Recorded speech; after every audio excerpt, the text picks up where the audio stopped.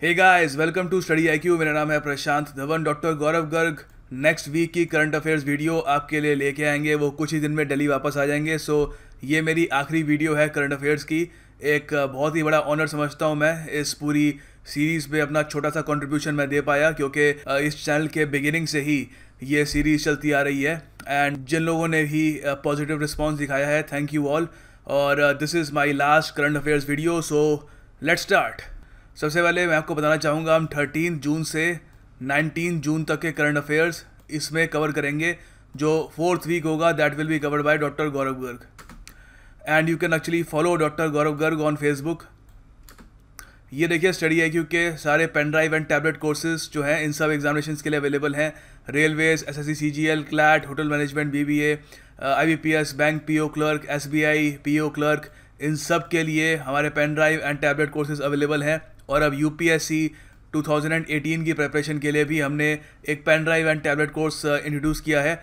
आप ये कोर्सेज़ को ऑर्डर करने के लिए studyIQ.com पे जा सकते हैं, या फिर डायरेक्टली आप इस नंबर पे कॉल कर सकते हैं 9580048004। ओके, पहला क्वेश्चन है आपके सामने। देखो, यहाँ पे बहुत सारे लाइट फेस्टिवल्स हैं, ये अराउंड द वर्ल्ड होते हैं, बहुत ही फेमस है। हमको बताना है इनमें से किस फेस्टिवल ऑफ लाइट को recently Guinness book of world records द्वारा एक टाइटल दिया है। कौन सा टाइटल दिया है? Largest interactive lighting display. तो रिसेंटली इनमें से एक फेस्टिवल ने कमाल का रोशनी का डिस्प्ले किया, जैसे यहाँ पे आप देख पा रहे होंगे। बहुत ही एक जगमगाहट से इन्होंने ये पूरा अपना फेस्टिवल सेलिब्रेट किया है। तो यहाँ पे ये किसको सम्मान मिला? देखो, पहली बात तो ऑप्शंस देख लो। सोलाना फेस्टिवल ये कहाँ पे होता है? ये होता है चाइना, बीजिंग में। फिर है विविड सिडनी, ऑस्ट्रेलिया में होता है। फिर लुमिनियर लंदन, इंग्लैंड। बर्लिन वाला ये होता है जर्मनी में। हमारा सही आंसर यहाँ पे होगा विविड सिडनी। यहाँ पे 1,24,000 इन्होंने लाइट्स का डिस्प्ले किया और बहुत ही एक सुंदर दृश्य था। और आपको ये याद रखना है कि जो ऑस्ट्रेलिया के प्राइम मिनिस्टर हैं वो है मैल्कम टर्नबुल, और कैपिटल है ऑस्ट्रेलिया की वो सिडनी नहीं है, वो है कैनबेरा। यूनियन कैबिनेट ने रिसेंटली एक मेमोरेंडम ऑफ अंडरस्टैंडिंग को अप्रूव कर दिया है किस देश के साथ? On cooperation on youth matters. पहली बात तो यूथ की डेफिनेशन देख लो। According to United Nations, youth होता है 15 से लेकर 24 साल के लोग। बाकी और भी ऐसे जो ऑर्गेनाइजेशंस हैं वहाँ पर कई जगह 29 भी लिखा होता है, बट मेनली इस एज ब्रैकेट के लोग। तो यूथ मैटर से हमारा जो हम बात कर रहे हैं, हम बात कर रहे हैं स्किल के बारे में, उनको हम स्किल डेवलपमेंट कैसे कर सकते हैं यूथ में, एम्प्लॉयमेंट के बारे में, उनकी हेल्थ के बारे में, वेरियस जो अदर मैटर्स हैं उनके बारे में। तो इंडिया ने ये मेमोरेंडम ऑफ अंडरस्टैंडिंग साइन किया है अर्मेनिया के साथ। अर्मेनिया कहाँ पे है हम अभी मैप पे देखेंगे। अर्मेनिया के बारे में ये जान लो, इनकी कैपिटल है येरेवान, और जो करेंसी है वो है Armenian dram, DRAM, Armenian drum. अब कहाँ पर है अर्मेनिया, ये आपको मैप में दिखा भी देता हूँ। तो यहाँ पे आप वर्ल्ड मैप देख सकते हैं। वर्ल्ड मैप तो नहीं है, एशिया का ही है। तो देखो, ये इंडिया है। नॉर्थ वेस्टर्न साइड पे अगर हम जाएँ तो पाकिस्तान, अफगानिस्तान, ईरान, फिर एजरबाईजान। एजरबाईजान की कैपिटल क्या है? बाकू। और एजरबाईजान की वेस्टर्न साइड पर ये रहा अर्मेनिया। थोड़ा जूम आउट करके दिखाता हूँ आपको। यहाँ पे आप देखोगे ये है तुर्की। तुर्की की ईस्टर्न साइड पे अर्मेनिया, और एजरबाईजान की वेस्टर्न साइड पे। तुर्की की कैपिटल क्या है? अंकारा। और एजरबाईजान की है बाकू। और अर्मेनिया की हमने बात कर ली अभी, येरेवान। ये काफ़ी एक इंपॉर्टेंट क्वेश्चन है। सर्बिया एक इंपॉर्टेंट कंट्री है। देखो, सर्बिया का रिसेंटली नया प्राइम मिनिस्टर चुन लिया गया है, उनको अपॉइंट कर दिया गया है। खास बात यह है वो समलैंगिक है। तो सर्बिया के इतिहास में पहली बार उनकी एक तो फीमेल प्राइम मिनिस्टर होगी और साथ में पहली समलैंगिक प्राइम मिनिस्टर होगी। तो ये एक काफ़ी उनके लिए हिस्टोरिक बात है। तो देखो, यहाँ पर सही आंसर होगा आपका एना बर्नाबिक। अब मेन आपको ये दिखा देता हूँ कि सर्बिया की लोकेशन क्या है मैप में, और सर्बिया की कैपिटल क्या है। अब देखो, ये इंडिया का मैप है। यहाँ से हम थोड़ा सा नॉर्थ वेस्टर्न साइड पे जाएँ तो आप यहाँ पे देख सकते हो ये है ब्लैक सी, और ब्लैक सी के थोड़ा सा और अगर हम वेस्टर्न साइड पे जाएँ ये है रोमेनिया, और फिर आता है सर्बिया। सर्बिया की जो कैपिटल है वो है बेलग्रेड। और यहाँ पे आप देख सकते हैं किन किन देशों के साथ ये अपनी बॉर्डर शेयर करता है। बहुत सारे देशों के साथ शेयर करता है। Hungary, Croatia, Romania, Bulgaria, Macedonia. Sikandar महान कहाँ के थे? अलेक्जेंडर द ग्रेट, वो थे मैसेडोनिया के। और कोसोवो, और साथ में मोंटेनीग्रो और बोस्निया, इन सब के साथ सर्बिया अपनी बॉर्डर शेयर करता है। सर्बिया की करेंसी क्या है? सर्बिया की करेंसी है सर्बियन दिनार। याद रखिएगा, सर्बियन दिनार। रिसेंटली नीति आयोग ने अपनी सपोर्ट ऑफर करी है फॉर द इम्प्लीमेंटेशन ऑफ नवा केरला मिशन। तो आपको यहाँ पे बताना है कि ये मिशन में कितने सेक्टर्स पे फोकस होगा। 3, 2, 1, 4।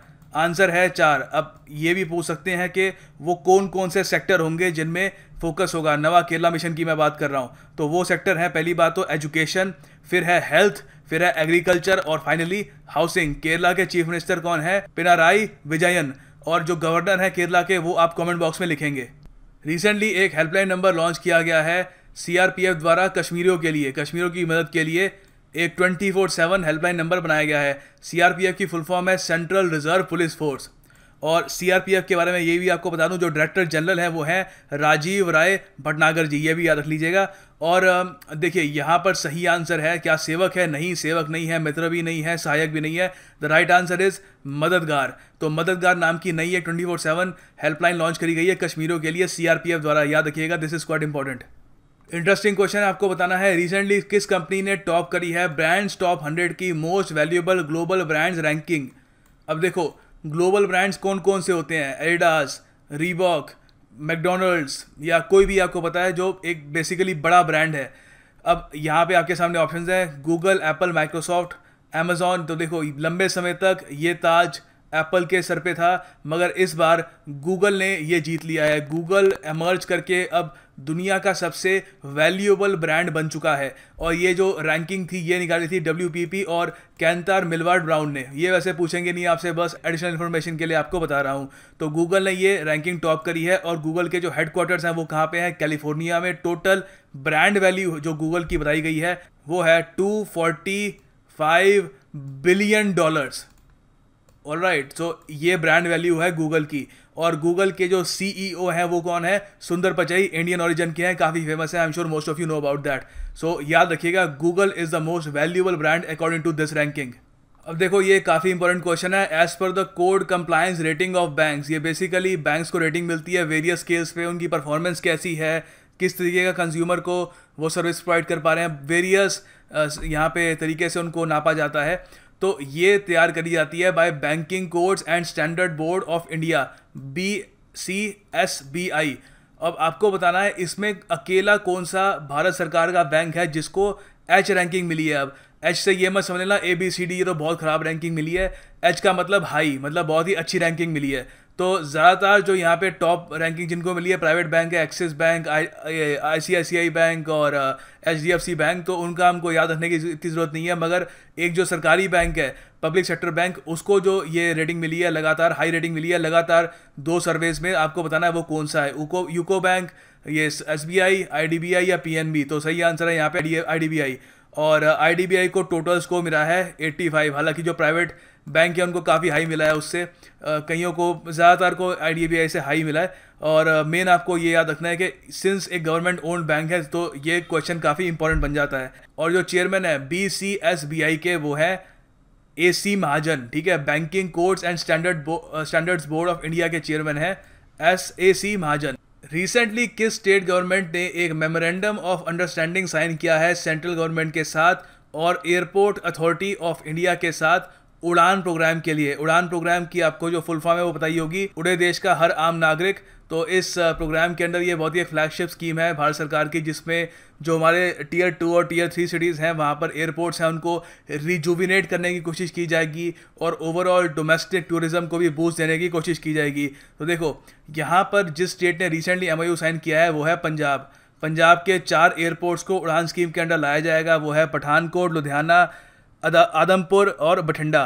तो ये चारों के चारों जो एयरपोर्ट्स हैं उड़ान स्कीम के अंडर आएंगे। और जो चीफ मिनिस्टर है पंजाब के, ऑफकोर्स आपको पता ही होगा, कैप्टन अमरिंदर सिंह।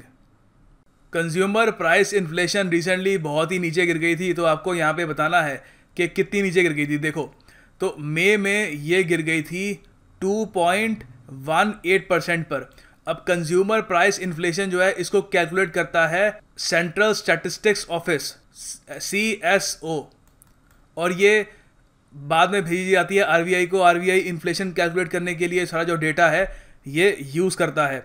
और अप्रैल में ये काफ़ी हाई थी 2.99%, और उसके बाद काफ़ी तेज़ी से ये 2.818% पर आ गई है। रिसेंटली बीज की जो इंडस्ट्री है, सीड इंडस्ट्री, उन्होंने डिसाइड किया है कि जो रिटेल प्राइस है बीजों का, हाइब्रिड सीड्स का, देखो हाइब्रिड सीड्स वो होते हैं जो 2 अलग अलग स्पीसीज़ को मिला के बनाए जाते हैं। तो हाइब्रिड सीड्स के उन्होंने प्राइसेस कम करने का फैसला किया है। आपको बताना है कि कितना परसेंट कम करने का फैसला किया है 2017-18 के खरीफ सीजन में। तो देखो यहाँ पर सही आंसर होगा ए 10%।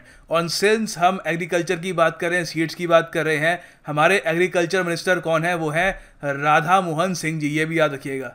अब देखो अटल इनोवेशन मिशन जो है, जो नीति आयोग के अंडर आता है, वहाँ पर उन्होंने नया मिशन डायरेक्टर बनाया है, अपॉइंट किया है। तो आपको बताना है कि वो कौन है। तो देखो पहली बात तो आंसर देख लो, रामनाथन रामनन, ये यहाँ पे इनकी फ़ोटो है। अब मेन यहाँ पे ध्यान दो, इनको बनाया है director of Atal innovation mission. इनकी जो रैंक है ये होगी इक्विवेलेंट टू एडिशनल सेक्रेटरी।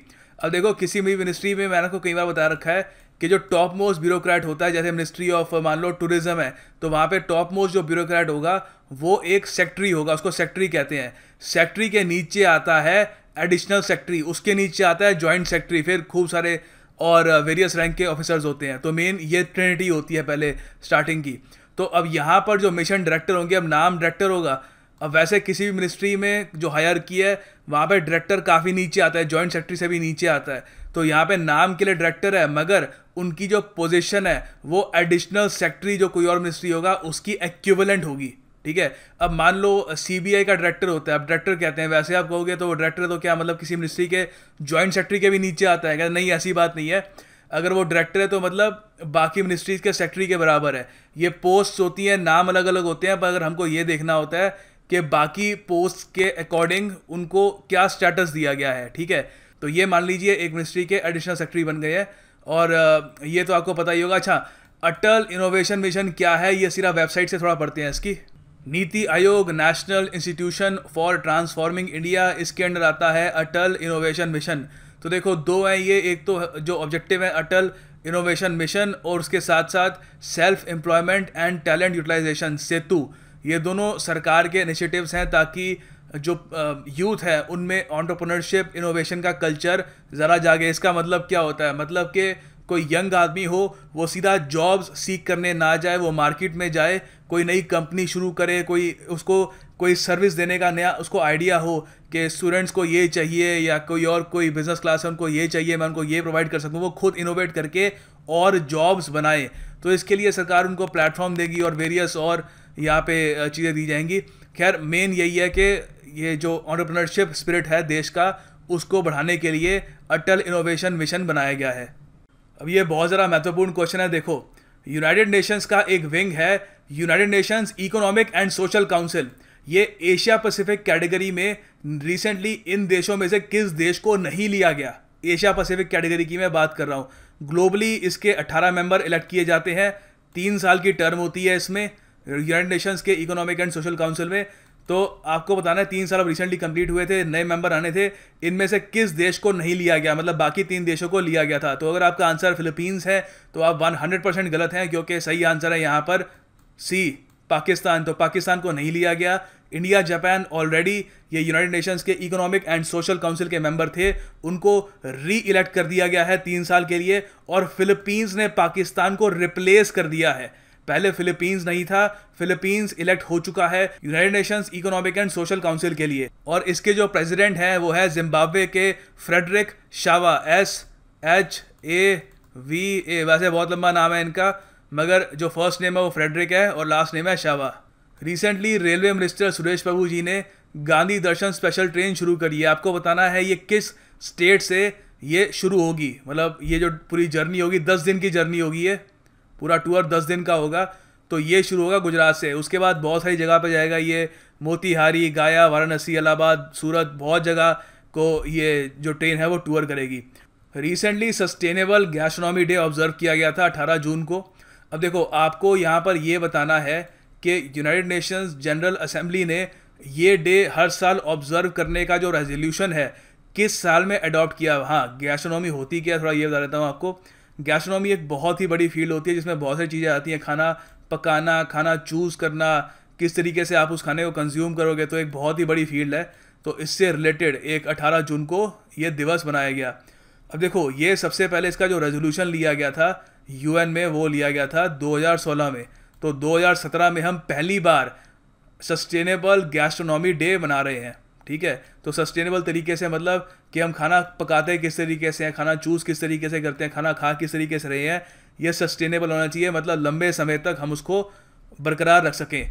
तो ये 18 जून को मनाया गया था। अब देखो बेंगलोर की जो मेट्रो ट्रेन है उसको कहते हैं नामा मेट्रो, ये नाम यहाँ पे लिखा हुआ है NAMMA मेट्रो। अब रिसेंटली हमारे जो प्रेसिडेंट है प्रणब मुखर्जी जी, उन्होंने कितनी किलोमीटर लंबी ग्रीन लाइन इनॉग्रेट की थी, उसको लॉन्च किया था, उसका ये कंप्लीशन ऑफ फर्स्ट फेज है ये। तो देखो यहाँ पर करेक्ट आंसर है 11.3 किलोमीटर्स। मेन आपसे ये पूछ सकते हैं कि बेंगलोर की मेट्रो को कहते हैं क्या है, तो यहाँ पे आपका आंसर होगा नामा मेट्रो। अगला सवाल है देखो, क्राई की रिपोर्ट के अनुसार क्राई की फुल फॉर्म क्या है? Child rights and you, YOU, ठीक है, चाइल्ड राइट्स एंड यू। तो देखो यहाँ पर ये पूछ रहे हैं कि सबसे ज़्यादा नंबर जो है चिल्ड्रन का जो लेबर में एंगेज्ड हैं वो किस स्टेट में है? महाराष्ट्र, राजस्थान, बिहार या उत्तर प्रदेश? तो यहाँ पर सही आंसर है उत्तर प्रदेश। 8 लाख से भी ज़्यादा बच्चे इंडिया में चाइल्ड लेबर में हैं, उसमें से 2.5 लाख तो सिर्फ यूपी में है। सेकंड नंबर पे आता है बिहार जहाँ पे 2 लाख बच्चे हैं, और तीसरे नंबर पे आता है महाराष्ट्र। अगला सवाल है देखो, IFAD की फुल फॉर्म है international fund for agricultural development. तो IFAD की जो रिपोर्ट है sending money home contributing to SDGs one family at a time, sustainable development goals की हमें बात की जा रही है। तो इसमें सबसे ज़्यादा जो माइग्रेंट्स हैं उन्होंने रेमिटेंस किस देश में वापस भेजे थे? तो मतलब कि किस देश से लोग बाहर गए, उन्होंने काम किया और वहाँ से उन्होंने पैसे अपने देश में वापस भेजे। तो देखो यहाँ पर टॉप किया है इंडिया ने विद $62.7 बिलियन, और सेकंड नंबर पे है चाइना विद $61 बिलियन, ठीक है। तो सबसे ज़्यादा रेमिटेंस के जो रिसिपिएंट है वो देश इंडिया रहा है। अब देखो बड़ा इजी सा क्वेश्चन है, उम्मीद करता हूँ ज़्यादातर लोग इसको पढ़ते ही इसका आंसर दे देंगे। As per the top 500 list of super computer जो है उनकी टॉप 500 की एक लिस्ट बनती है कि सबसे तेज, सबसे पावरफुल सुपर कंप्यूटर्स दुनिया में कौन से हैं, 500। तो उसमें से सनवे, तियानु लाइट और तियाने 2 जो है इनको दुनिया के फास्टेस्ट सुपर कंप्यूटर्स डिक्लेयर कर दिया गया है, ठीक है। तो आपको ये बताना है कि ये सुपर कंप्यूटर्स किस देश ने बनाए थे। तो देखो यहाँ पर आजकल बाजी मार रहा है चाइना के हैं दोनों के दोनों सुपर कंप्यूटर्स। देखो HS शिवा प्रकाश जी, जिनको रिसेंटली ऑनर किया गया है कुसुमाग्रज राष्ट्रीय पुरस्कार द्वारा, आपको बताना है कि ये किस भाषा में लिखते हैं। तो देखो यहाँ पर सही आंसर है कन्नड़ा। और देखो ये जो अवार्ड है, ये राष्ट्रीय पुरस्कार, ये कुसुमाग्रज जी के नाम पे दिया जाता है। बहुत ही बड़े मराठी राइटर थे ये, और ज्ञानपीठ अवार्डी भी रह चुके हैं। अब देखो चीफ मिनिस्टर रघुवर दास, ये कहाँ के चीफ मिनिस्टर हैं? झारखंड के हैं, ठीक है। चीफ मिनिस्टर सारे याद रखा करो। तो झारखंड के चीफ मिनिस्टर द्वारा कौन सी कंपनी एक स्टील प्लांट बनाने वाली है? एक जॉइंट सेटअप होगा with Jharkhand mineral development corporation JSMDC। ये कहाँ पर? मनोहरपुर पर। तो मनोहरपुर में एक स्टील प्लांट बनाया जा रहा है एज अ जॉइंट वेंचर। तो ये झारखंड मिनरल डेवलपमेंट कॉरपोरेशन के साथ कौन सी कंपनी काम करेगी? वो है वेदांता ग्रुप, और इसके लिए टोटल 700 करोड़ रुपए का मेमोरेंडम ऑफ अंडरस्टैंडिंग साइन किया गया है दोनों के बीच। ये काफ़ी इंटरेस्टिंग क्वेश्चन है। देखो रिसेंटली इंडिया की कौन सी बिल्डिंग वो पहली बिल्डिंग बनी जिसको ट्रेडमार्क कर दिया गया है? तो देखो यहाँ पर सही आंसर है ताजमहल पैलेस। ये आगरा वाला ताजमहल नहीं कह रहा मैं, मुंबई वाला जो होटल है ताजमहल पैलेस उसकी बात कर रहा हूँ, जहाँ पे 26/11 में अटैक हुआ था जिस पर।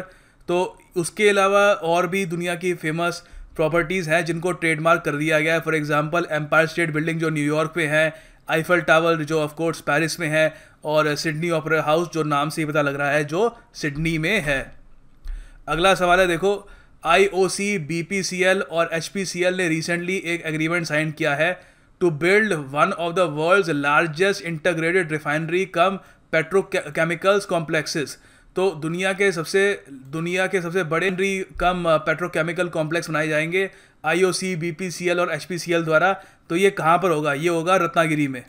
रत्नागिरी कहाँ पर है? ये है महाराष्ट्र। और जो एस्टिमेटेड कॉस्ट होगी इसकी $40 बिलियन की होगी, और इसको कमीशन किया जाएगा 2022 तक। और इसकी जो कैपेसिटी मानी जा रही है जब ये बन के तैयार हो जाएगा वो होगी 60 million metric tons per annum. तो ऑफकोर्स यहाँ पे हम पेट्रोकेमिकल्स की बात कर रहे हैं। और जो लीड पार्टनर होगा इसमें इंडियन ऑयल कॉरपोरेशन होगा, IOC।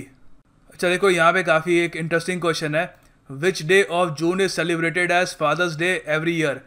हर साल जून का कौन सा दिन हम फादर्स डे को हम मनाते हैं। तो फादर्स डे आपको वैसे पता है 18 जून को हुआ था इस साल, तो ये मनाया जाता है every third Sunday of June को, ठीक है। हर जो तीसरा संडे होता है, तो इस बार तीसरा संडे पड़ा था 18 जून को, तो हमने उस दिन फादर्स डे सेलिब्रेट किया पूरी दुनिया में, ऑफ कोर्स। अगला यहाँ पे क्वेश्चन है, which of the following ended it's 41 year old sponsorship of the Olympic games. तो इनमें से किस ब्रांड ने ओलंपिक गेम्स के साथ अपनी जो 41 ईयर की जो स्पॉन्सरशिप थी वो ख़त्म कर दी। वो है मैकडोनल्ड्स, और जो CEO है और प्रेसिडेंट है मैकडोनल्ड्स के वो हैं स्टीव ईस्टरब्रुक, EASTERBOOK। और अभी जो अगले ये समर ओलंपिक्स होने वाले हैं 2020 में, वो कहाँ पे होंगे, वो होंगे टोक्यो जापान में। अगला सवाल है, पावर मिनिस्टर पीयूष गोयल ने रिसेंटली लॉन्च किया एनर्जी कंजर्वेशन बिल्डिंग कोड 2017।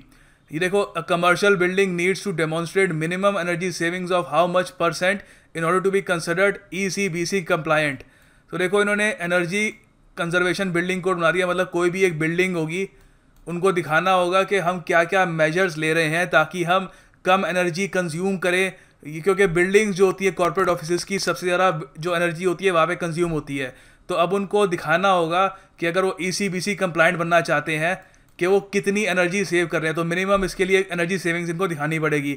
तो ये ब्रैकेट कितना रखा है, तो 25% तक की वो कह रहे हैं कि सेविंग्स को दिखानी पड़ेगी वेरियस तरीके से, कि सोलर पैनल्स यूज़ कर रहे हैं, जहाँ पे कंजम्पशन हो सकती थी वहाँ पे रोक रहे हैं, और मतलब स्मार्ट लाइट्स लगा रहे हैं कि अपने आप ऑफ हो जाती है जब वहाँ पे ज़रूरत नहीं होती। तो वेरियस ये तरीके होते हैं किसी भी बिल्डिंग में एनर्जी सेविंग करने के। तो 25% का यहाँ पे ब्रैकेट लगाया गया है ECBC कंप्लायंट होने के लिए। अगला सवाल है, which of the following books released recently during the centenary celebrations of Sabarmati आश्रम। तो साबरमती आश्रम की जो सेंटिनरी सेलिब्रेशंस थी उस दौरान इनमें से जो कौन सी किताबें थी वो रिलीज़ की गई थी। तो देखो 2 रिलीज़ की गई थी, एक तो है लेटर्स टू गांधी और दूसरी है पायनियर्स ऑफ सत्याग्रह। तो हमारा आंसर हो गया 2 और 3। देखो UNCTAD की एक रिपोर्ट आई थी रिसेंटली, इसकी फुल फॉर्म क्या है, इस लंबे से एक्रोनिम की ये है United Nations conference on trade and development. तो इसकी एक रिपोर्ट आई थी world investment report 2017, investment and the digital economy. तो इसमें बताओ कि कौन सी इनमें से कौन सा जो कंट्री है वो टॉप 3 नहीं था in the most prospective destinations for FDI, foreign direct investments. तो यहाँ पे देखो आंसर है इंडोनेशिया। टॉप किया है यूनाइटेड स्टेट्स ऑफ अमेरिका ने इस लिस्ट में world investment report 2017 investment and digital economy में, और सेकंड आया है चाइना, और फिर आया है इंडिया। तो टॉप 3 है USA, चाइना और इंडिया। अब देखो ये तो बहुत ही ज़्यादा महत्वपूर्ण क्वेश्चन है, किसी भी एग्जाम में आ सकता है एक नंबर का बन के। देखो recently goods and services tax जो है उसका ब्रांड एम्बेसडर किसको अपॉइंट कर दिया गया है बाय CBEC। तो ये अपॉइंट किया है सचिन तेंदुलकर को नहीं किया, ना विराट कोहली को किया है, ना मुकेश अंबानी को किया है। ये तो बहुत अजीब बात होती है अगर मुकेश अंबानी को करते। तो सही आंसर है अमिताभ बच्चन। तो ऑलरेडी बहुत सारे गवर्नमेंट इनिशिएटिव्स जैसे अटल पेंशन योजना और भी बहुत सारे इनिशिएटिव्स हैं सरकार के, उन सब के ये एम्बेसडर रह चुके हैं, उन सब की एडवर्टीजमेंट कर चुके हैं। तो अब ये GST की भी एडवर्टीजमेंट करेंगे। अगला क्वेश्चन है, which state signed a memorandum of understanding with British Council to enhance quality of education in the state.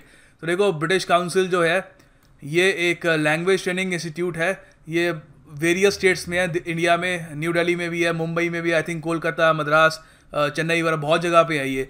तो रिसेंटली आपको बताना है कि किस स्टेट के साथ इन्होंने मेमोरेंडम ऑफ अंडरस्टैंडिंग साइन किया है एजुकेशन की क्वालिटी इंप्रूव करने के लिए। तो वो स्टेट है सरप्राइजिंगली सिक्किम। ये और मैंने स्टूडेंट से पूछा, उन्होंने बिहार कह दिया था वहाँ पर, तो ये है सिक्किम। और जो हेड है ब्रिटिश काउंसिल के वो है एलन गेमेल, याद करने की बिल्कुल ज़रूरत नहीं है, वैसे ही आपको बता रहा हूँ। और जो चीफ मिनिस्टर है सिक्किम के वो हैं पवन चैमलिंग। और हाँ, that's pretty much all you need to know. अगला सवाल है, Oscar winning director John G Avildsen जिनकी रिसेंटली मृत्यु हो गई, इनको किस मूवी के लिए सबसे ज़्यादा जाना जाता है? The Godfather, Annie Hall, the Deer Hunter, Rocky. तो यहाँ पे आंसर है रॉकी। रॉकी एक बहुत ही आइकॉनिक मूवी है अपने ज़माने की। सिल्वेस्टर स्टैलोन ने यहाँ पे लीड भूमिका निभाई थी एक बॉक्सर की। यहाँ पे देखो काफ़ी इंटरेस्टिंग ये भी क्वेश्चन है, it's quite important as well. कौन सा देश होस्ट कर रहा होगा official observance of United Nations world day to combat desertification and drought. Drought मतलब सूखा। तो देखो डेजर्टिफिकेशन होता है कि जब एक फर्टाइल लैंड जहाँ पर ग्रास है, जहाँ पर ग्रीनरी है, वो धीरे धीरे डेजर्ट एक रेगिस्तान में कन्वर्ट हो जाता है, और ये हो भी रहा है। ये वर्ल्ड में जो डेजर्ट की संख्या है वो बढ़ रही है ड्यू टू क्लाइमेट चेंज। उसके अलावा और रीजंस भी हैं, पेस्टिसाइड्स का ज़रूरत से ज़्यादा यूज़ और फर्टिलाइजर्स का बहुत ज़्यादा यूज़, मतलब ऑलमोस्ट ये कह लो अब्यूज़ करना उनको, तो उसकी वजह से। तो अब ये ऑब्ज़र्व किया जाता है 17 जून को हर साल। तो रिसेंटली किस देश ने होस्ट किया था ये ऑफिशियल ऑब्जर्वेंस इसकी? हालांकि पूरी दुनिया में मनाया जाता है, मगर एक देश को चुनते हैं, वहाँ पे ऑफिशियल ऑब्जर्वेंस होती है। तो यहाँ पर इस बार चुना है बुर्किना फासो को। बुर्किना फासो की जो कैपिटल है वो है उआगाडूगो, और करेंसी है यहाँ की वेस्टर्न अफ्रीके CFA फ्रैंक। और जो थीम था इस बार का, जो ये world day to combat desertification and drought था, ये था our land, our home, our future. Burkina Faso map में कहाँ पे है ये दिखाए बगैर मैं आपको छोड़ने नहीं वाला। देखो ये है हमारा हिंदुस्तान। अगेन वेस्टर्न साइड पे जाएंगे, ये रहा, ये अरेबियन सी को हमने पार कर लिया, सऊदी अरेबिया आ गया, यहाँ पे यमन, यहाँ पे कतर कहाँ पे है? कतर पे मैंने वीडियो बनाई है, 6 लाख व्यूज़ हो गए हैं उस पर, आप भी देखिएगा। ये कतर आजकल काफ़ी ज़्यादा न्यूज़ में है, इसकी लोकेशन भी देख लो। खैर जूम आउट करते हैं, गल्फ ऑफ एडन आ गया, आगे गए। इसको वैसे स्ट्रेट ऑफ हरमूज कहते हैं, ये भी देख लो इसको। ये जो यहाँ पे है ना, स्ट्रेट ऑफ हरमूज कहते हैं। बहुत सारा ऑयल जो है दुनिया का ये यहाँ से पास होता है। फिर आता है अफ्रीका, हम यहाँ से अफ्रीका पे आ गए। अब अफ्रीका की भी जो बिल्कुल ईस्टर्न साइड है, यहाँ पे आप देखोगे ये लैंड लॉक्ड कंट्री इसको कहते हैं, जिसका कोई कोस्टल एरिया ना हो। तो यहाँ पे आपको दिख रहा है बर्किना, ये बुर्किना फासो है, ठीक है। तो यहाँ पे आपको कहीं पे दिख रहा है कि पानी का कहीं इनके पास कोई कॉन्टैक्ट है, नहीं है। घाना के पास है, ये लाइबेरिया के पास है, और यहाँ पे जो उसके जो देश हैं, यहाँ पे टोगो उनके पास है, but Burkina Faso is a land locked state. तो याद रखिएगा इसके बारे में, काफ़ी न्यूज़ में आती है ये कंट्री। रिसेंटली प्रधानमंत्री नरेंद्र मोदी जी ने किस स्टेट की पहली मेट्रो सर्विस जो ट्रेन है उसकी शुरुआत करी? तो यहाँ पे आपका आंसर होगा कोची। ये तो बहुत ज़्यादा न्यूज़ में था, इसके बारे में तो सबको पता ही है, ठीक है। और उसके अलावा प्रधानमंत्री मोदी जी ने PN Panicker national reading day भी इन्होंने लॉन्च किया। ये पूरा इसमें रीडिंग मंथ सेलिब्रेट किया जाएगा। इसमें मोदी जी ने ये भी कहा था कि अगर आप किसी को गिफ्ट देना चाहते हैं तो आप बुक गिफ्ट कीजिए, वो बात भी थी। और खैर मेन मेट्रो ट्रेन का याद रखिएगा, जो कोची की पहली मेट्रो ट्रेन है, मोदी जी ने इसको फ्लैग ऑफ किया था, मतलब इनाग्रेशन किया था इसका। अगला क्वेश्चन है, रिसेंटली ICC की वनडे बैटिंग रैंकिंग्स में नंबर 1 पे कौन सा बैट्समैन आ चुका है? तो यहाँ पर देखो आंसर है विराट कोहली। काफ़ी अभी न्यूज़ में है। अनिल कुंबले जो टीम इंडिया के कोच हैं, उन्होंने रिसेंटली रिज़ाइन कर दिया है, और ये भी बात आई थी कि कोहली के साथ उनकी कुछ रिफ्ट है, मगर स्टिल उन सब से हटके क्रिकेटिंग इनकी परफॉर्मेंस जो है एज ए बैट्समैन काफ़ी रिमार्केबल है। नंबर 1 ICC ODI बैट्समैन है इस वक्त। और बॉलिंग के डिपार्टमेंट में जॉश हेजलवुड जो ऑस्ट्रेलिया के फास्ट बॉलर हैं, वो नंबर 1 पे हैं ICC ODI रैंकिंग में। और ऑल अराउंड रैंकिंग भी है ODI की, वहाँ पे शाकिब अल हसन बांग्लादेश के, वो नंबर 1 पे है। अब देखो भारत सरकार आधार कार्ड को बहुत ही अग्रेसिवली प्रमोट कर रही है, तो आपको यहाँ पे बताना है कि इनमें से किस चीज़ के लिए आधार कार्ड को कंपलसरी मैंडेटरी बना दिया गया है, ठीक है। तो अब यहाँ पे आपका सही आंसर होगा 3 और 4। तो आपको अगर बैंक अकाउंट खोलना है तो उसके लिए आधार कार्ड चाहिए आपको, और अगर आपको ट्रांजैक्शन करनी है 50,000 से ऊपर की, तो उसके लिए भी आपके पास आधार कार्ड होना नेसेसरी है। ये देखो बहुत ही इंटरेस्टिंग क्वेश्चन है। आपको बताना है इनमें से वो कौन सा देश है जो चांद पर एक मिनी इकोसिस्टम भेजने वाला है, ठीक है। इन मिनी इकोसिस्टम क्या होता है बेसिकली, कि एक जिसमें जो इकोसिस्टम में जो चीज़ें होती हैं वो उसमें कंप्राइज करे। जैसे फॉर एग्जांपल यहाँ पे इन्होंने चूज़ किया है पोटैटो सीड्स हो, सिल्क वर्म्स हो। तो बेसिकली ये देखेंगे कि चांद पर जाकर ये सब चीज़ें कैसा रिएक्शन करती हैं, क्या वहाँ पर जाके इनके साथ क्या होता है। तो ये एक बहुत ही एम्बिशियस एक रिसर्च प्रोग्राम है। तो ये 2018 में ये एम्बिशियस रिसर्च जो कौन सा देश करने वाला है? तो यहाँ पे देखो आपका आंसर होगा चाइना ने ये डिसाइड किया है। और चोंगक्विंग यूनिवर्सिटी है चाइना की, उन्होंने ये डेवलप किए हैं ये मिनी इकोसिस्टम्स, और ये चांद पर भेजे जाएंगे। अगला सवाल है, एक्टर सैम बेस्ली जिनकी रिसेंटली मृत्यु हो गई थी, इनमें से कौन सी मूवी की सीरीज़ के लिए इनको जाना जाता है?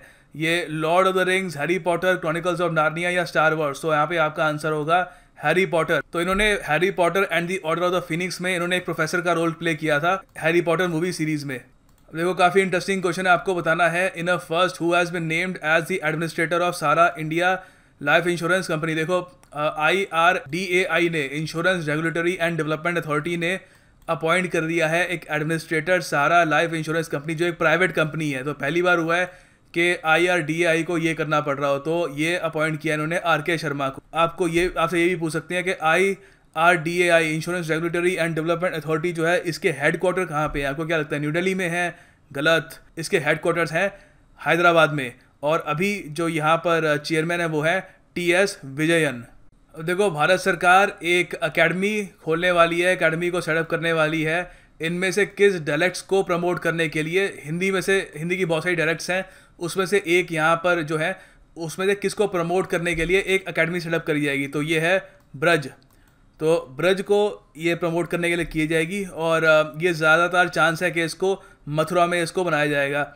और सिंस ये मेरे ख्याल से यूनियन कल्चर मिनिस्टर के अंडर आती है, ये सारी चीज़ें कल्चर मिनिस्ट्री के अंडर आती है, तो हमारे यूनियन कल्चर मिनिस्टर हैं महेश शर्मा जी।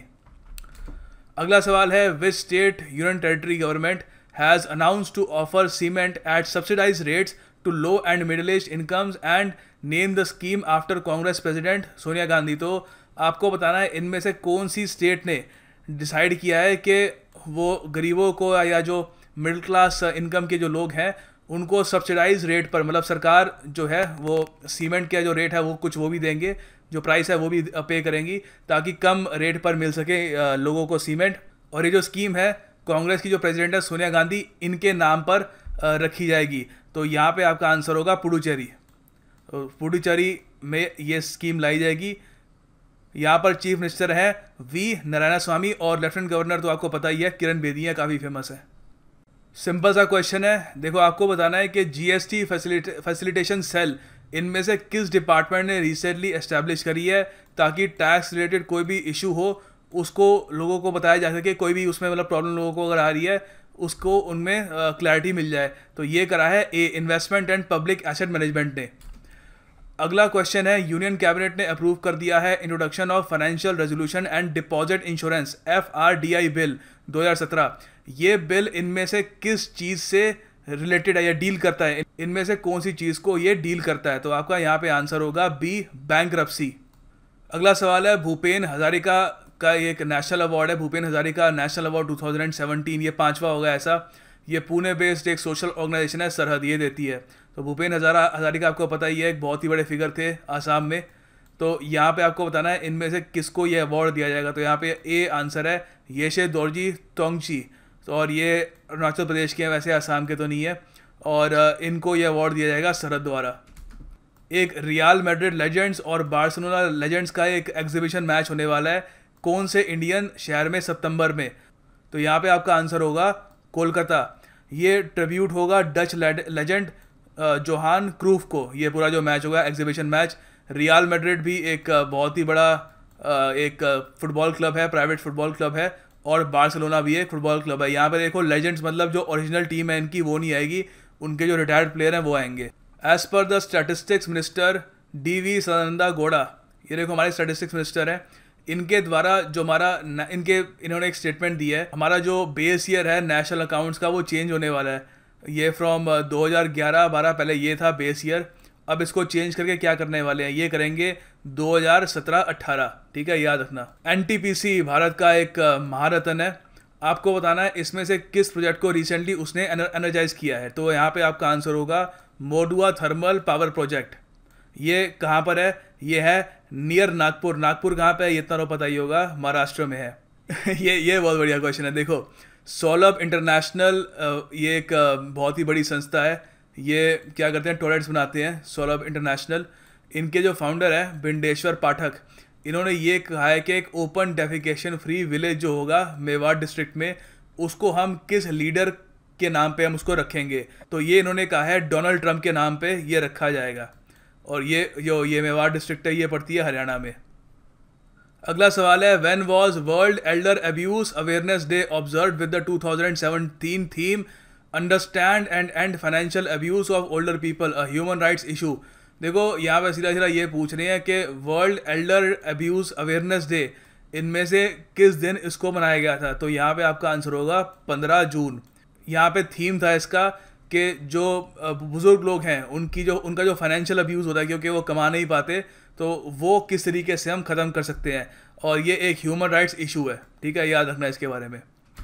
अगला सवाल है, वर्ल्ड बैंक ने रिसेंटली अप्रूव कर दिया है financing worth more than $520 million projects for development of which country.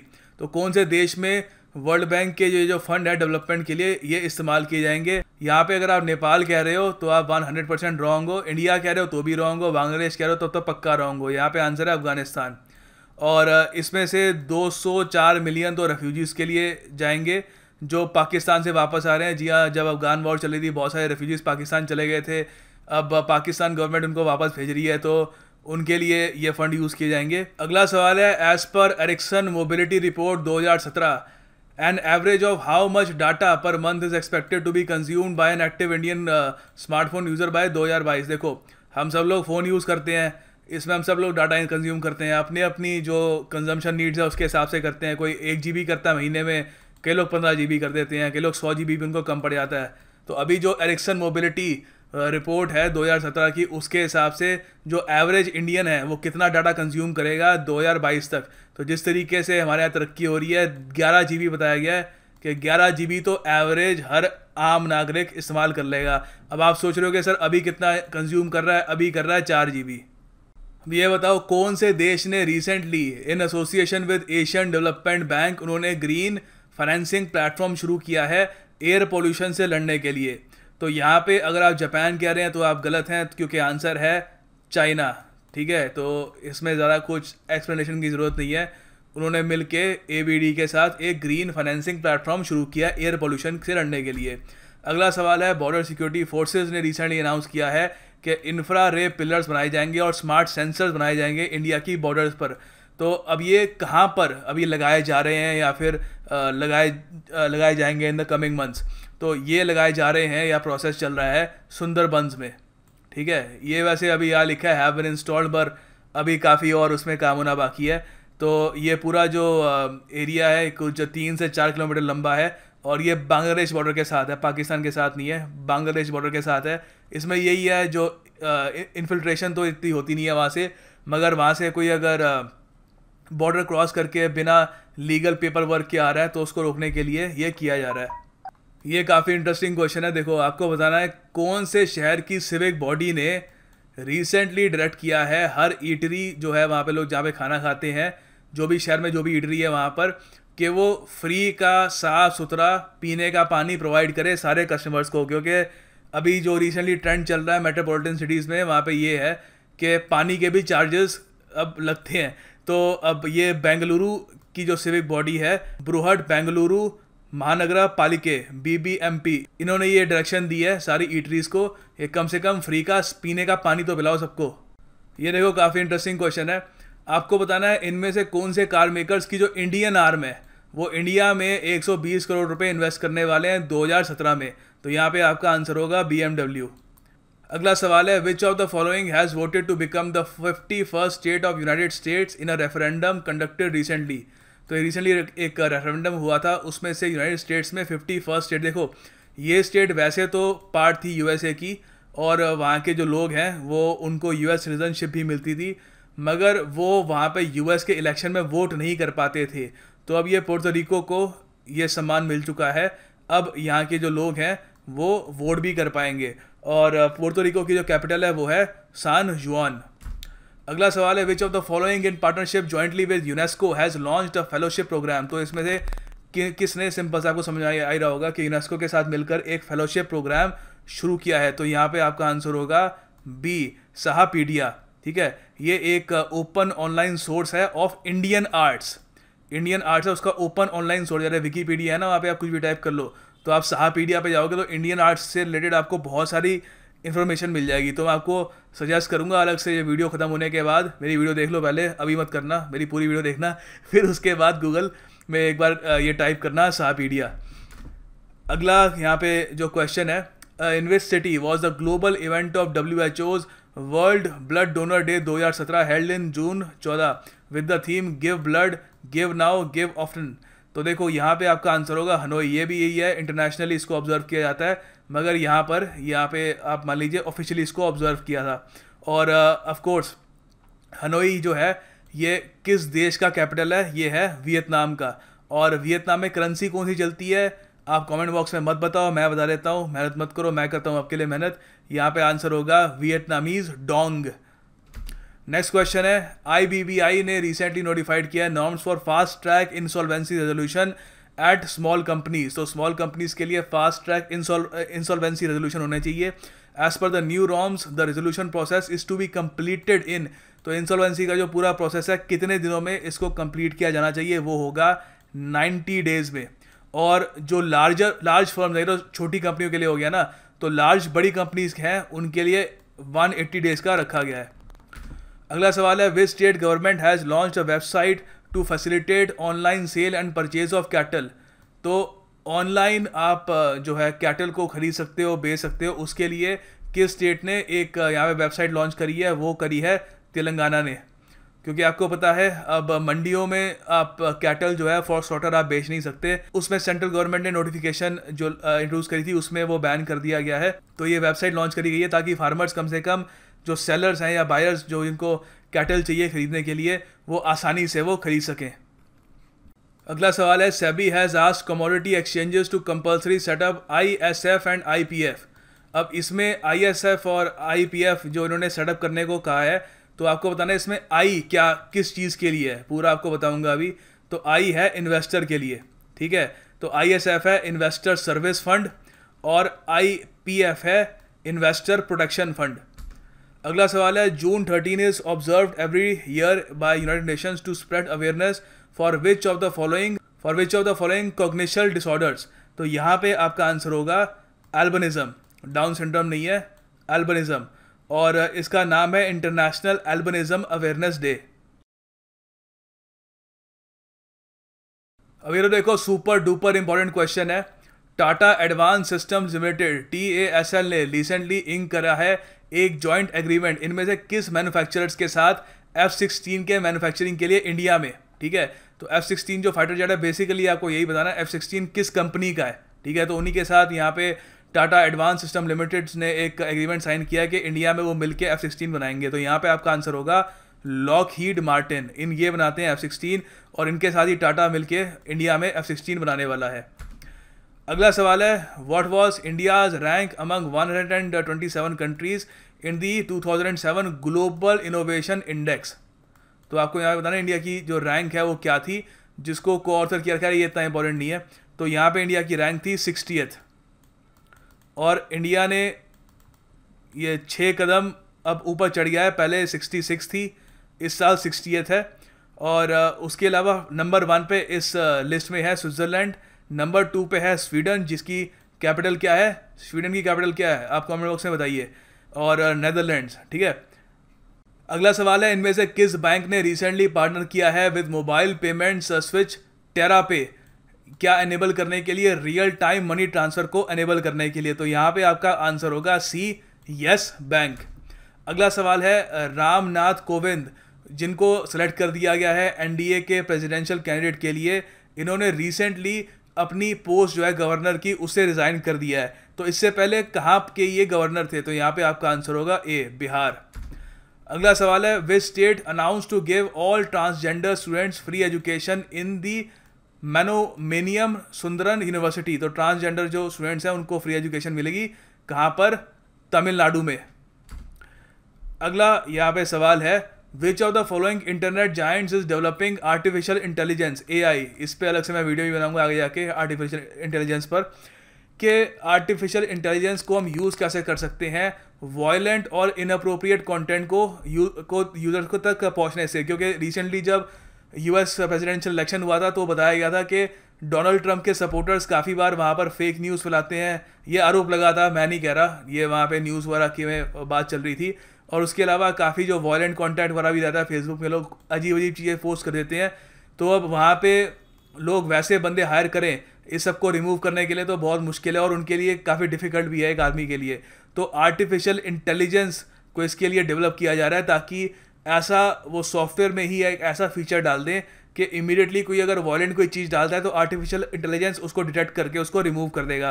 तो ये काम गूगल भी नहीं कर रहा, ट्विटर नहीं कर रहा, यूट्यूब तो गूगल का पार्ट है तो ये भी नहीं कर रहा, तो ये करेगा फेसबुक। ठीक है, और फेसबुक के सीईओ कौन है आप उसमें कमेंट बॉक्स में मुझे बताएंगे। अगला सवाल है, who has been appointed CEO of government e market place GEM, an online platform for central and state departments for purchase of goods and services. ठीक है, तो ये गवर्नमेंट ई मार्केट प्लेस का रिसेंटली सीईओ किसको बनाया गया है? ये है राधा चौहान जी को। Doesn't really require a lot of explanation. आगे बढ़ते हैं। Which country has announce two phase out it's dependence on nuclear power. ये बहुत ज़्यादा न्यूज़ में था रिसेंटली। आपको बताना है किस देश ने बोला है कि न्यूक्लियर पावर जो वो यूज़ करते हैं, हमारे यहाँ न्यूक्लियर पावर अभी शुरू ही नहीं हुई, हम अभी कोल से काम चला रहे हैं। तो अभी जब न्यूक्लियर पावर हमारे यहाँ शुरू होगी तो हम कब सोचेंगे कि हम भी कभी न्यूक्लियर पावर से अब डिटैच हो जाए। तो ये देश सोच रहा है कि न्यूक्लियर पावर से वो कम्प्लीटली अपने आप को अलग कर लेगा। वो साउथ कोरिया करने वाला है, क्योंकि फुकुशिमा में जिस तरीके से डिजास्टर हुआ था, जापान में आपको पता है सुनामी आई थी और उसकी वजह से फुकुशिमा जो वहाँ पे पावर प्लांट है वहाँ पे पानी भर गया था और उसकी वजह से काफ़ी लोगों को रेडिएशन से उनको जूझना पड़ा। तो इस सब की वजह से साउथ कोरिया ने पहले ही सीख ले ली है और उन्होंने कहा कि हम धीरे धीरे न्यूक्लियर पावर से भी हम परहेज करेंगे। तो क्या करेंगे? सोलर पावर करेंगे, विंड पावर को प्रमोट करेंगे और चीज़ों से ये एनर्जी जनरेट करने की कोशिश करेंगे। अगला सवाल है, which IIT has developed wearable electronic devices using silk protein called silk fibroin. तो ये सिल्क फाइब्रियन नाम का एक सिल्क प्रोटीन होता है, उसको यूज़ करके इनमें से कौन सी IIT ने वेयरेबल इलेक्ट्रॉनिक डिवाइसेज बना दिए हैं? तो आपका यहाँ पे आंसर होगा डी खड़गपुर, IIT खड़गपुर। अगला सवाल है, देखो ये एक बहुत ही बड़ा सम्मान होता है, member of the order of British Empire. आपको बताना है कि ये किसको दिया जाएगा, कौन से इंडियन को ये अवार्ड दिया जाएगा। तो ये दिया जाएगा अनाबेल मेहता को। ये सचिन तेंदुलकर की मदर इन लॉ है और सोशल एक्टिविस्ट है, काफ़ी इन्होंने बड़े काम किए हैं समाज के लिए, तो इसलिए इनको ये member of the order of the British Empire दिया जाएगा। अगला सवाल है, Lok Sabha speaker Sumitra Mahajan inaugurated the 16th north east region Commonwealth parliamentary association conference at. तो ये 16th north eastern Commonwealth parliamentary association जो है ये कहाँ पे इन्होंने लॉन्च करी थी? ये लॉन्च करी थी इम्फाल में। ठीक है, अगला सवाल है, हमारी जो एक्सटर्नल अफेयर्स मिनिस्टर है सुषमा स्वराज जी, इन्होंने अनाउंस किया to open how many new post office passport Seva Kendra in the second phase. तो देखो ये जो पासपोर्ट पाने का तरीका जो है वो सरकार काफ़ी हद तक ईजी बनाने के लिए बहुत सारे पोस्ट ऑफिस खोल रही है, पोस्ट ऑफिस पासपोर्ट सेवा केंद्र खोल रही है, ताकि आराम से लोग अपने जो पासपोर्ट हैं वो बना सके।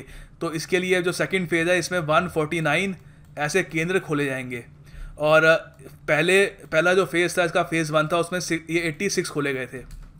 अगला सवाल है, NASA successfully completed a series of tests for which spacecraft critical safety system. तो आपको यहाँ पे बताना है कि इनमें कौन सा स्पेसक्राफ्ट है, उसके सेफ्टी सिस्टम के लिए नासा ने जो सारे जो उनको टेस्ट करने थे वो कंप्लीट कर लिए। तो यहाँ पे आपका आंसर होगा ओरायन। सैम पित्रोदिया ने रिसेंटली अपनी एक पोस्ट से रिज़ाइन कर दिया है। He resign from his post of information technology adviser to which state government. तो यहाँ पे आपका आंसर होगा ओडिशा। और यहाँ पे कैबिनेट रैंक मेंबर की इनकी के लेवल की पोस्ट थी। जैसे मैंने आपको पहले बताया था कि जो पोस्ट का नाम है उसमें मत जाओ, ये देखो कि पोस्ट में प्रिविलेजेस क्या क्या मिल रही हैं। तो कई बार पोस्ट का नाम छोड़ लगता है एडवाइज़र है, मगर उनको रैंक जो है स्टेटस था, उनको कैबिनेट मिनिस्टर का रैंक दे रखा था। ठीक है, तो अगला यहाँ पे सवाल है, DGCA recently suspended the flying licence of which of the following airlines. तो इनमें कौन सी एयरलाइंस का रिसेंटली जो लाइसेंस है वो सस्पेंड कर दिया गया था? वो है एयर कार्निवल। ठीक है, अगला सवाल है, राफेल नडाल अभी रिसेंटली उनकी पोजीशंस इंप्रूव हो गई है ATP रैंकिंग में। तो अब इनकी क्या पोजीशन है? फर्स्ट है, थर्ड है, फोर्थ है या सेकंड है? तो ये है सेकंड इस वक्त। और नंबर 1 पे हैं इंग्लैंड के एंडी मुरे और जोकोविक जो है वो नंबर 4 पर आ गए हैं। अगला सवाल है, DRDO successfully test fired which fire and forget third generation anti tank guided missile in a desert in Rajasthan. तो एंटी टैंक गाइडेड मिसाइल है कि मतलब आपने एक बार लॉन्च कर लिया, वो अपने आप जो टारगेट है उसको डिटेक्ट करके वहाँ पे जो उसको डैमेज करना है वो कर देगा। तो ये है नाग, एंटी टैंक गाइडेड मिसाइल है। और DRDO के चेयरमैन कौन है? वो है डॉक्टर S क्रिस्टोफर। याद रखिएगा, DRDO के जो चेयरमैन है काफ़ी इंपॉर्टेंट है, किसी भी एग्जाम में पूछ सकते हैं आपसे। अगला सवाल है, who won the main singles title at the Indonesia open 2017 super series badminton tournament.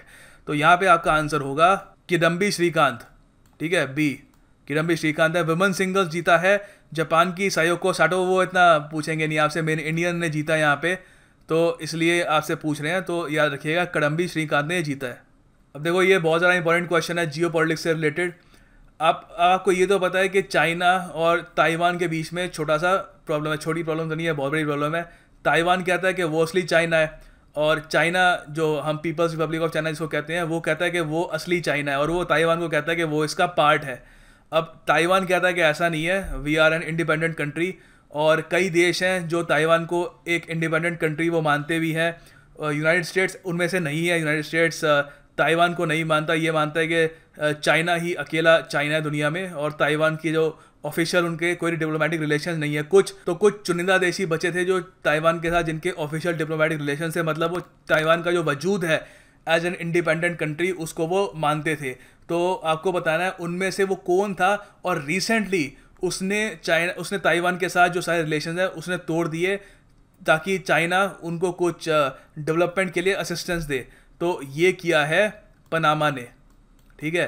तो पनामा बहुत ही लंबे समय तक ताइवान को मानता रहा कि ताइवान एक इंडिपेंडेंट कंट्री है, और चाइना ने रिसेंटली, चाइना के पास पैसे बहुत ज़्यादा है, बहुत ज़्यादा उनके पास रिजर्व्स हैं, फॉरेन एक्सचेंज रिजर्व्स, तो उन्होंने पनामा को बहुत सारे फंड ऑफर किए हैं, और एक तरीके से रिश्वत मान लीजिए आप। उन्होंने कहा है कि ताइवान के साथ रिश्ते तोड़ दो, और अब पनामा भी अब एक और देश कम हो गया है जो ताइवान को ऑफिशियली एक कंट्री रिकॉग्नाइज करता है। अगला सवाल है, which Indian Institute of Technology will confer a doctorate in science on Olympian PT Usha. तो ओलंपियन रह चुकी है पीटी उषा जी, तो ये करेगा आईआईटी कानपुर, ठीक है। अगला सवाल है, Asian infrastructure investment bank AIIB recently approved the membership of 3 countries at its second annual meeting of governance held in South Korea। तो साउथ कोरिया में इनकी जो मीटिंग हो रही थी, एनुअल मीटिंग, तो उसमें इन्होंने 3 और कंट्रीज़ को AIIB में इन्होंने शामिल कर लिया है। तो आपको बताना है कि इनमें से वो कौन सी कंट्री नहीं है, ठीक है, मतलब कि 3 कंट्रीज इसमें से हैं और 1 कंट्री नहीं है, तो जो नहीं है वो है डी, थुलावू। बाकी टोंगा, मेडागास्कर और अर्जेंटीना अब AIIB के मेंबर हैं, ठीक है। अगला आपका क्वेश्चन है, RBI's इंटरनल एडवाइजरी कमेटी जो है has recommended how many new accounts totalling about 25% of the current gross NPAs for immediate reference under the insolvency and bankruptcy code. तो यहाँ पे आपका आंसर होगा 12।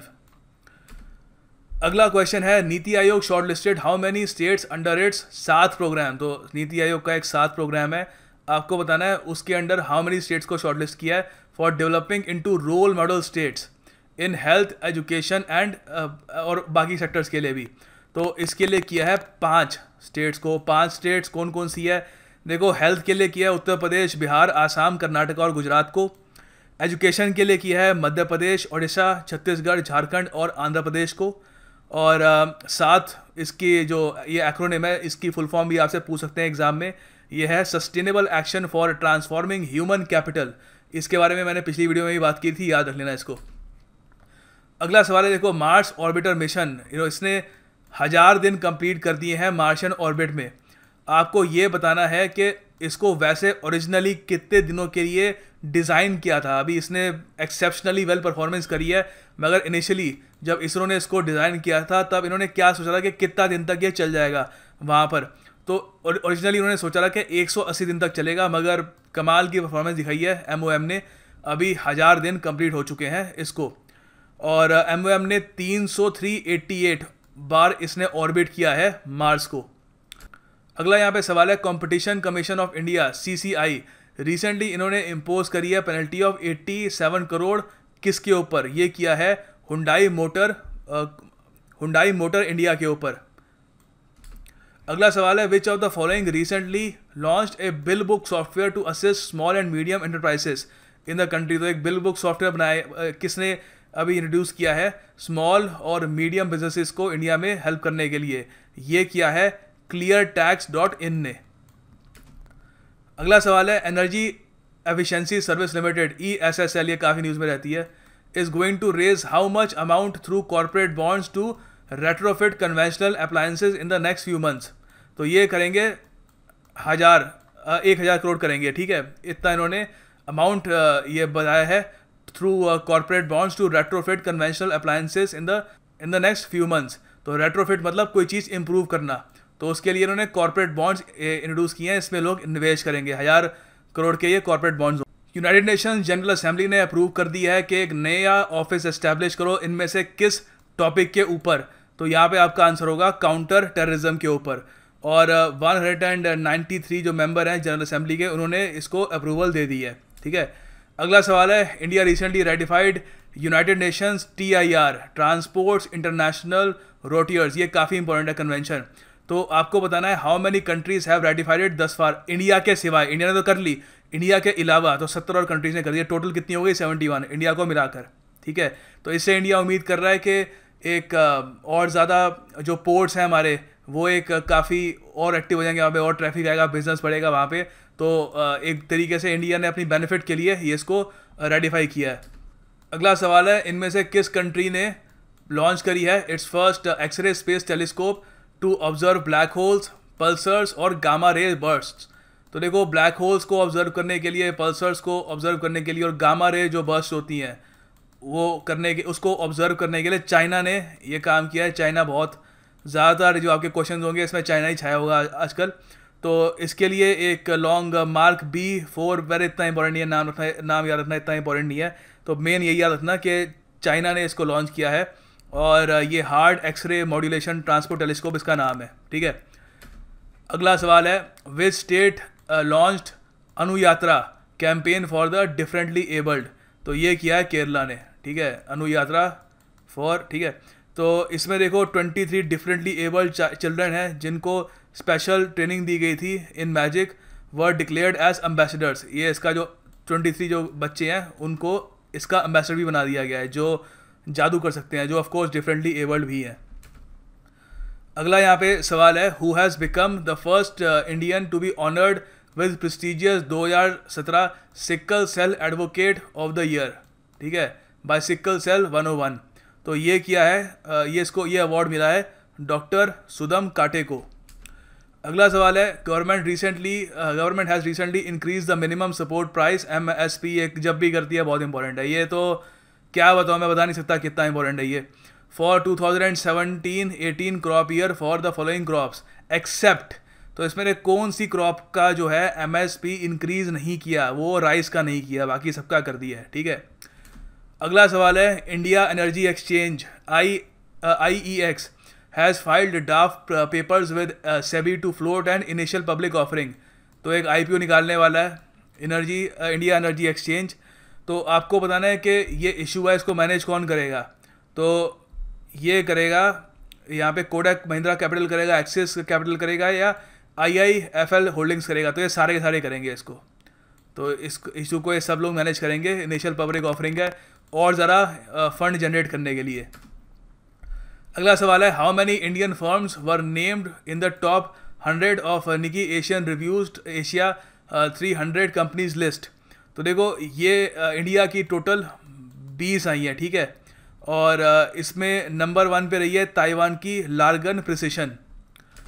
अगला सवाल है, इंडिया ने रिसेंटली साइन करी है white shipping agreement to improve data sharing on non classified merchant navy ships with which country? तो किस कंट्री के साथ हमने अभी रिसेंटली किया है, या मैंने बना दिया है, आपको पता ही लगी गया होगा, इजराइल के साथ हमने किया है। और हमारे जो इंडियन नेवी के जो चीफ एडमिरल है वो कौन है? वो हैं सुनील लांबा जी। अगला सवाल है, G7 एनवायरनमेंट मिनिस्टर्स मीटिंग जो रिसेंटली हुई थी वो कहाँ पर हुई थी? पहले G8 होता था, रशिया बाहर निकल गया, वहाँ पे यूक्रेन में जो भी हुआ है उन्होंने क्राइमिया हथिया लिया, उसके बाद रशिया बाहर निकल गया, G8 का G7 रह गया। तो ये रिसेंटली हुई है बोलोगना में, ये इटली में है। तो G7 कंट्रीज इस वक्त कौन कौन सी है? Canada, France, Germany, Italy, Japan, UK और यूनाइटेड स्टेट्स, रशिया बाहर। अगला सवाल है, as per UK based money super market what is India's rank in global environmental impact survey? तो ये इंडिया की रैंक है वहाँ पे 75th। टॉप किया है मोज़िम्बिक ने। और ये इंडिया ने अभी जो अपनी रिन्यूएबल एनर्जी है वो अभी बहुत ज़्यादा कम, टोटल हमारी जो एनर्जी कंजम्पशन है वो उसका बहुत ही कम परसेंटेज है, 15.2%, इसलिए हमारी रैंकिंग 75th आई है। अगला है, which space agency is working on an electric propulsion EP system which converts solar energy into electrical energy and thereby reduces the reduces the use of chemical propellant. तो ये एक बहुत ही रेवोल्यूशनरी चीज़ किस ये देश के स्पेस एजेंसी ने करी है। यहाँ पर अगर आप सोच रहे हैं चाइना ने करी है तो आप गलत हैं, ये हमने करी है। जी हाँ, ये इसरो ने करी है। और ये एक बहुत ही रेवोल्यूशनरी चीज़ होगी कि सोलर एनर्जी को डायरेक्टली हम इलेक्ट्रिकल एनर्जी में कन्वर्ट कर पाएंगे। ऑफ कोर्स अभी जो ये पूरी टेक्नोलॉजी है इनिशियल स्टेजेस में है, देखते हैं आगे जाके ये कहाँ पे जाती है। अगला सवाल है SEBI recently issued framework for option trading in commodity derivatives. तो यहाँ पे the average daily turnover target for agri products has been fixed at. तो जो एवरेज डेली टर्नओवर टारगेट जो है एग्रीकल्चर बेस्ड प्रोडक्ट्स का वो कितना फिक्स किया है, वो किया है 200 करोड़।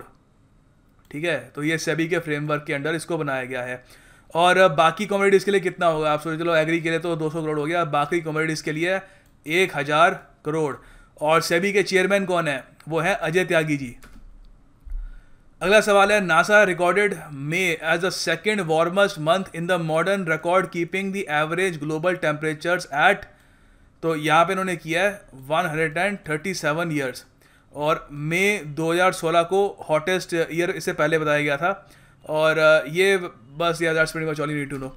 अगला सवाल है cabinet recently approved the memorandum of understanding sign between India and Palestine to cooperate in the field of what. तो ये हमने किया है एग्रीकल्चर और वेटरनरी रिसर्च के लिए। और हाँ, जो करेंसी है वो है इजरायली न्यू शकील, यहाँ पे जो पैलेस्टीन में करेंसी है। अगला सवाल है which country has announced an online visitor visa application for Indians. तो ये किया है ऑस्ट्रेलिया ने। ऑस्ट्रेलिया की कैपिटल क्या है, कैनबरा। और जो करेंसी है वो तो आपको पता ही होगी, हमने सब डिस्कस कर लिया है।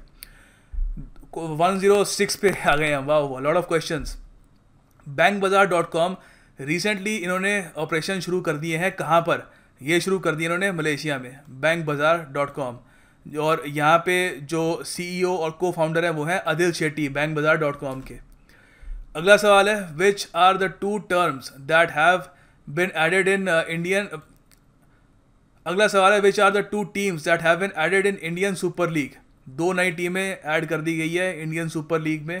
तो ये पहली तो है बेंगलुरु फुटबॉल क्लब, फुटबॉल के लिए ही है, कोर्स आपको समझ में आई गया होगा। दूसरा क्या है, सिलीगुड़ी है या ये जमशेदपुर है, तो ये है जमशेदपुर। तो बेंगलुरु और जमशेदपुर को ऐड कर दिया गया है ISL में। अगला सवाल है India recently impose anti dumping duty on chemical import from how many countries. तो कितने कंट्रीज़ के ऊपर ये इंडिया ने एंटी डंपिंग ड्यूटी लगा दी है, ये किया है 5 कंट्रीज़ पर। 5 कंट्रीज़ कौन कौन सी है, बांग्लादेश, ताइवान, कोरिया, पाकिस्तान और थाईलैंड। अगला सवाल है स्वामी आत्मा स्वानंदा जी महाराज जो जिनकी रिसेंटली इनकी डेथ हो गई थी, वो इनमें से किसके हेड थे। ये काफ़ी इंपॉर्टेंट है क्योंकि मोदी जी के गुरु रह चुके हैं एक टाइम में। तो ये हेड थे रामाकृष्णा मिशन के, ठीक है। अब ये भी क्वेश्चन है, देखो ट्विटर ने रिसेंटली एक इमोजी एक रिलीज़ करी। इमोजी होती है ये स्माइली फेस, नहीं होता व्हाट्सएप वगैरह पे आप देखते हो, उसको इमोजी कहते हैं। तो ट्विटर ने पहली बार एक वेदर रिलेटेड इमोजी इंट्रोड्यूस करी है इंडिया में मॉनसून जो आएगा उसको सेलिब्रेट करने के लिए। तो वो क्या है, आइकॉन क्या है, मतलब रेनबो है, बादल है, रेन ड्रॉप्स है, अम्ब्रेला है। तो वो बनाया है अम्ब्रेला, ठीक है। अब देखो NDRF recently positioned a team to combat nuclear and biological attacks. इनमें से किस जगह पे न्यूक्लियर या कोई बायोलॉजिकल अटैक हो जाता है तो उसको कॉम्बैट करने के लिए टीम कहाँ पे पोजीशन करी है, तो ये करी है नई दिल्ली में, ठीक है।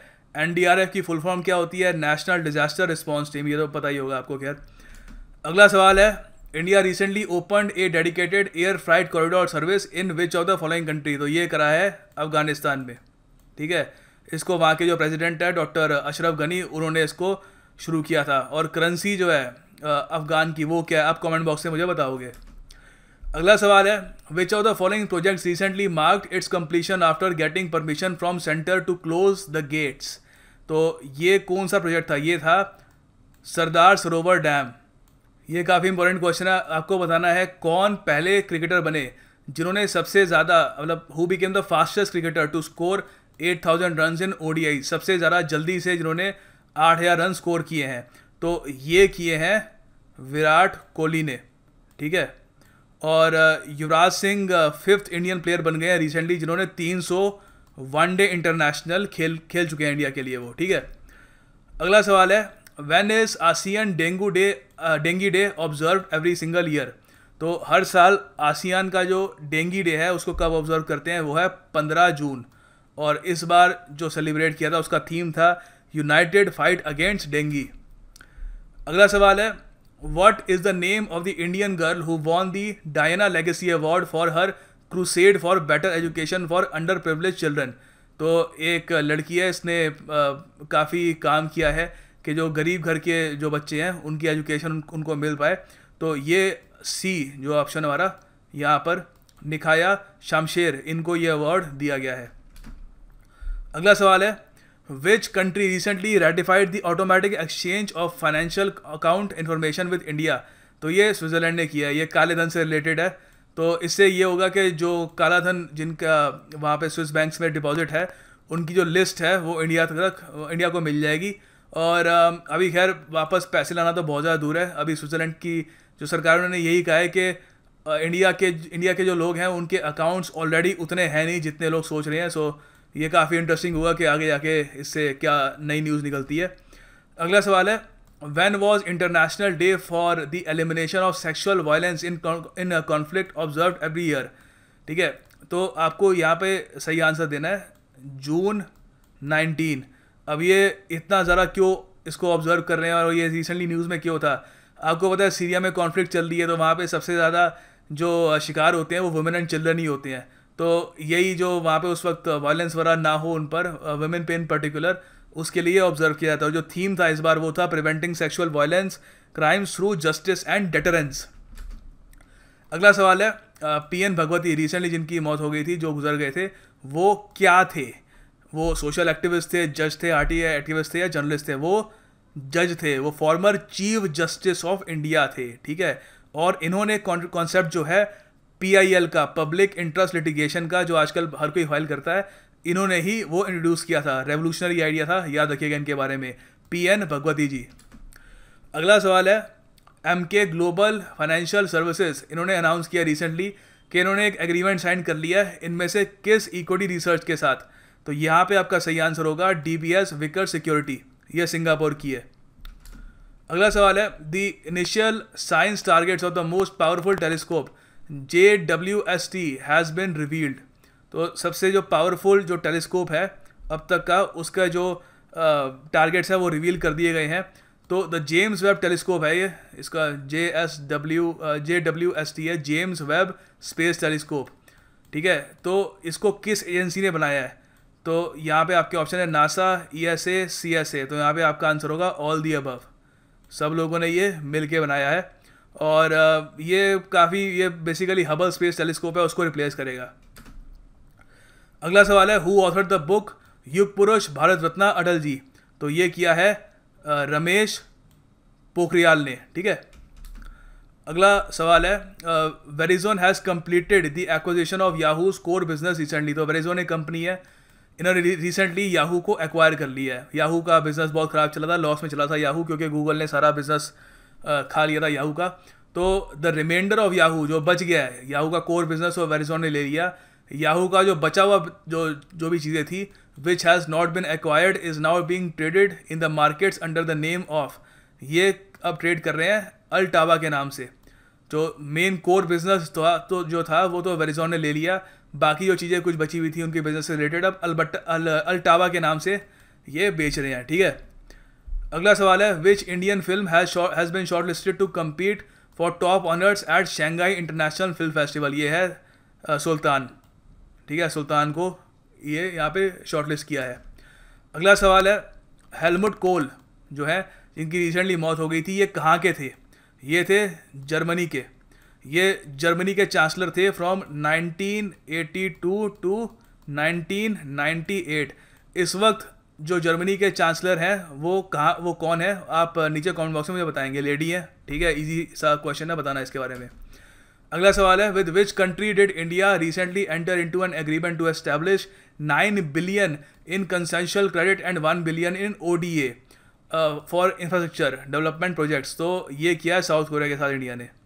ठीक है, तो ये अभी रिसेंटली इंडिया साउथ कोरिया का हुआ था 5th India Korea financial dialogue, और ये साउथ कोरिया में हुई थी। वहाँ पर ये जो है एग्रीमेंट ये साइन किया गया था। अगला सवाल है, union minister for housing urban poverty alleviation M Venkaiah Naidu ji recently laid foundation for the construction of 1,93,000 prefabricated houses. कहाँ पर? तो ये हाउसिंग फॉर ऑल जो सरकार का एक एम्बिशन है उसी के अंडर ये किया है। तो ये कहाँ पर हुआ है रिसेंटली? ये हुआ है आंध्र प्रदेश में, ठीक है। और आंध्र प्रदेश के चीफ मिनिस्टर कौन है? चंद्रबाबू नायडू जी। अगला सवाल है, who represented India at the BRICS ministers for foreign affairs and international relations held in Beijing. तो इंडिया को रिप्रेजेंट किसने किया था? ये क्या सुषमा स्वराज जी ने किया था? नहीं किया था। एम जे अकबर ने भी नहीं किया था। हमारे जो सेक्रेटरी साहब हैं फॉरेन अफेयर्स के, उन्होंने भी नहीं किया था। ये किया था विजय कुमार सिंह ने, ठीक है। और विजय कुमार सिंह क्या है? ये मिनिस्टर ऑफ स्टेट है एक्सटर्नल अफेयर्स मिनिस्ट्री में, ठीक है। अगला सवाल है, world summit on the information society forum 2017 was recently held in. ये कहाँ पे हुआ था रिसेंटली? ये हुआ था जनेवा में, स्विट्ज़रलैंड में। इसको को ऑर्गेनाइज किया था ITU, UNCAD और UNDP और यूनेस्को ने। और ये दुनिया की सबसे बड़ी एनुअल गैदरिंग थी of ICT for development community. And this is the end of the video. अगले वीक डॉक्टर गौरव गर्ग आपके लिए ये वीडियो लेके आएंगे।